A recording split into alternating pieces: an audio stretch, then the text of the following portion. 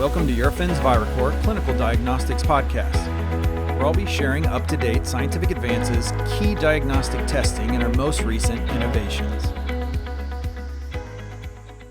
This is our aim is to connect with transplant professionals at this event while always staying patient-focused.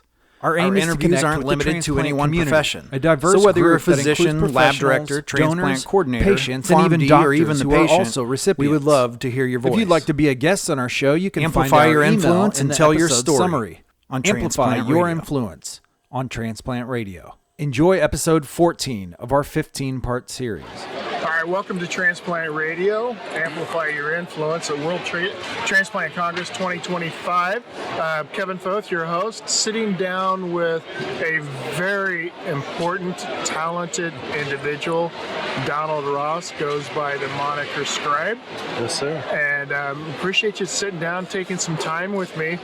One of the things that you've done for Eurofins Viracor here during the Congress this year is to create 3 phenomenal paintings that focus on the different aspects of organ transplantation, such as, I'll just go left to right from what's on the podium over there, liver, kidney, and heart. Give us an idea of how you got into this media and what you think about when you're creating something like this. So I've been involved in healthcare art for a little over 20 years now. I had the pleasure of working for Children's Mercy Hospital in Kansas City. Did a lot of mural work, creative direction, painted some helicopters, airplanes, designed interior spaces, and also worked occasionally with like philanthropy and other departments to create images and stuff. So did you do the artwork on the Children's Mercy ambulance systems? I did, yeah. Those really stand out. Oh, good. As you see them on the streets in the Kansas City area. We're both from the Kansas City area, and so we do see those. But other things you've done, it started with Children's Mercy Hospital in Kansas City. It did, but it didn't end there. No, I branched out away from Children's Mercy in 2020, and then started doing some other healthcare spaces. I recently finished the entire hospital in Tulsa at St. Francis Children's Hospital, and spent about 2.5 years doing 7 floors in their entire lobby.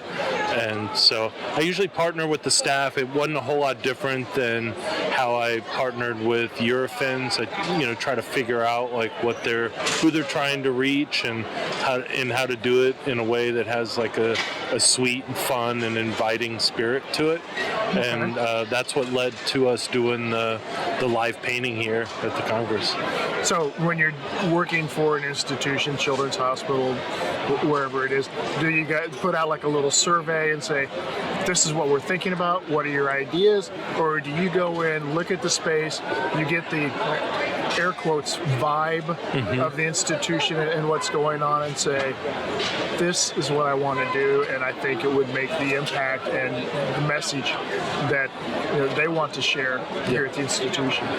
It's a little bit of all of that. So, every project that I did had a different manager or person involved, and just navigating like what made them feel the most comfortable. There were plenty of times that I would go into places and they'd say, you're the expert, tell us what you think kids are going to think is cool. And so that gave me a lot of creative and fun freedom. In other instances, they would have a vision, and so they're experts in their field. Whether I was working with, I did a lot of mural work for the Kidney Dialysis Center at Children's Mercy, and between working with their staff, and a lot of these places have like a child life staff that understands the psychology of like what the children are going through. I would interview different people. I would interview patients. Child life staff would tell me like what kind of images and stuff I should maybe look out for, all the way to the point of being concerned about even certain colors and stuff. So, I usually try to get input from everybody, but I also enjoy those projects where I get to fly off the handle and do what I do. Oh, and speaking of flying off the handle, air quotes here, you're not limited to just children's hospitals. You've touched a lot of other properties, Yes, and other, again, air quotes, canvases throughout communities. What are some of the things that you've been involved with there? I worked at the Rabbit Hole in Kansas City for a while, like doing some creative direction there, except that was all like specific intellectual properties. So we were making things that resembled Frog and Toad or Goodnight Moon and whatever books the curators were focused on at the time. But for probably 32 years, I've been painting large-scale buildings around Midtown and downtown Kansas City and all the way out into Overland Park. And you even did, if I'm correct, the bridge going out to CPK Stadium or something in that area, one of the parks out there? No. There's a couple guys that have like some similar names. I didn't do any out that direction. I did do some stuff for the Royals downtown, but I'm mostly stuck around the downtown and Midtown area, and maybe out as far as 135th and at the Prairie Fire development out there. Okay. So how has your style evolved over the years you've been doing this? I started out, I moved to Kansas City from Boston. That's what originally sparked my interest in street art, was taking the subway to high school every day. And as I got into that probably had just as much influence over my art as, since I'm a cartoonist, I love Popeye and old Warner Brothers cartoons, and anything where a frying pan is like getting smashed over a head or something silly like that. But I also really enjoyed Disney movies and stuff, and that was actually what started my interest in wanting to do artwork for kids. Interesting. So what do you have in your bucket list? What would you like to do next? I think that one of the things that I've started recently animating. I'm animating a music video right now and trying to learn the process. I originally went to school in hopes of being a Disney animator, and sometimes life throws you a curveball and you go a different direction.